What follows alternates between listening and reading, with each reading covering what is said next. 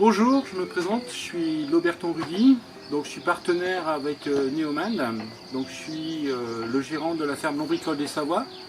J'élève les vers de terre que vous avez reçus avec votre patio composteur et je suis basé en Savoie à Montmélian. Voilà, ça fait maintenant une dizaine d'années que je fais ça, donc je commence à avoir une bonne connaissance de la vermiculture et de tout ce qui est lombricompostage. Donc n'hésitez pas à venir me contacter et vous aurez les renseignements. Là je vais vous expliquer maintenant la mise en route du patio composteur que vous avez reçu et que j'ai reçu aussi il y a une semaine avec les vers de terre. Donc d'abord la première étape c'était de le traiter pour le protéger pour qu'il dure dans le temps. Donc avec 2 couches de produits de Easy Project 500 qui est à base d'essence de térébenthine et d'huile de lin. Donc c'est une bonne protection contre l'humidité et surtout contre les UV. Ce composteur peut rester extérieur et aussi aller à l'intérieur, facilement transportable grâce à ses roulettes. En hiver, c'est plus simple d'aller à l'intérieur et de composter à l'intérieur car les vers restent à température et continuent à faire leur boulot de décomposeur et de compostage. Donc celui-ci c'est un modèle, c'est un 800. Il existe aussi le 500 qui est simplement l'espace de la tour. Le 800 ici avec les 2 débordements sur les côtés, ça permet de faire pousser par exemple des tomates cerises, des aubergines ou autres.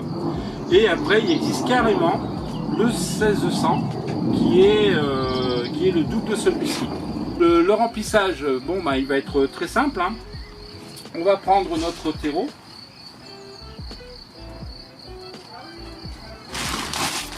On va prendre notre terreau, on va l'ouvrir. Voilà. Et on va remplir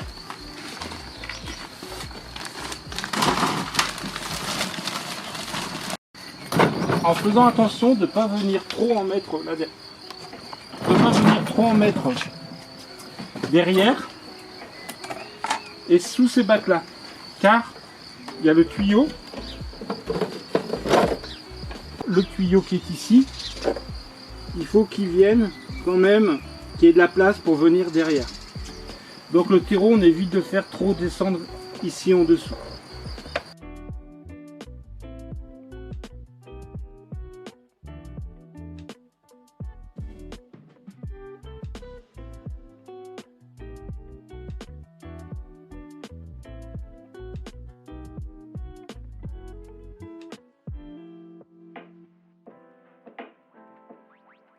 Donc il nous faut 3 sacs de 40 litres, donc ce qui nous fait 120 litres pour le patio 800. Il faut à peu près 70 litres pour le 500 et donc 240 litres pour le 1600. Donc voilà, j'ai rempli au niveau de bordure des étagères en sachant que quand je vais arroser, et là en général les terreaux sont relativement secs, donc il faut bien arroser, bien imbiber, sinon l'humidité qu'aura besoin le terreau va le pomper directement dans le lombricomposteur.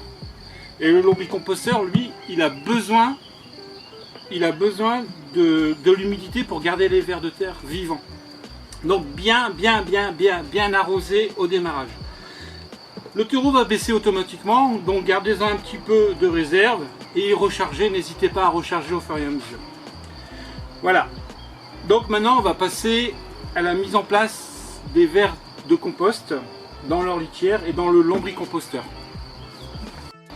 Comme vous pouvez voir, nous avons bien pris soin de mettre en place la grille avec les trous vers le haut et la partie pleine striée vers le bas. Ici nous avons le panier réception des vers. Voilà. Donc les vers, je les ai reçus en même temps que le patio composteur. Je les ai mis dans un bac en plastique, je les ai mis à la cave. J'ai pris soin quand même d'humidifier un petit peu si on avait besoin. Je les ai gardés à l'ombre pour pas qu'ils cuisent au soleil. Et ils ont eu le temps tranquillement de s'habituer, de déstresser, parce que malgré tout le ver stresse pendant le voyage. Et donc je vais mettre en place ma litière avec mes vers de terre, mes vers de compost à l'intérieur du bac en fonctionnement.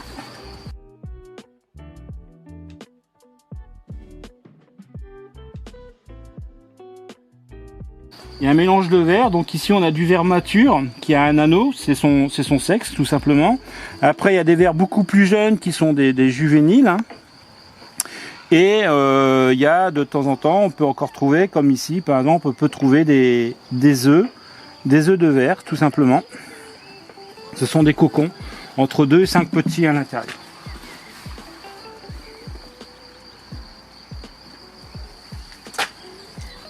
Voilà. Donc je remplis bien, je mets mon sac complet dedans, ou mes 2 sacs si j'en ai commandé 2.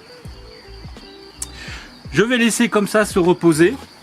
Donc pour le démarrage du lombricomposteur, qui est quand même une étape cruciale et qui peut faire peur à beaucoup de monde, mais en réalité qui est très simple du moment qu'on respecte le cycle de la nature. Il faut juste savoir que le ver va se doubler sa population grâce à l'apport de nourriture. Plus il y a de nourriture, plus il y aura de ver. Le ver va manger 1 kg de déchets par 24 heures.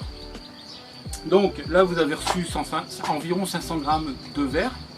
Si ce soir vous mettez, et tous les jours vous mettez 1 kg de déchets, il n'y a pas assez de ver pour tout manger. Donc mauvaise décomposition et risque de mauvaise odeur et de moucherons. Donc pour éviter cela, moi je vous préconise par 24 heures, je dis bien par 24 heures, 2 doses de déchets organiques. Alors pour moi une dose c'est la valeur d'un verre à moutarde ou d'un pot de yaourt tout simplement, de déchets organiques finement coupés. Alors on est tous pressés, on n'a jamais le temps, donc finement coupé c'est un coup de mixeur, hein. Pas pour faire une purée, mais simplement faire des morceaux, des gros morceaux. Et vous remplissez vos pots de yaourt et vous les mettez dedans. Par contre avec il faut bien mettre 50% de matière sèche.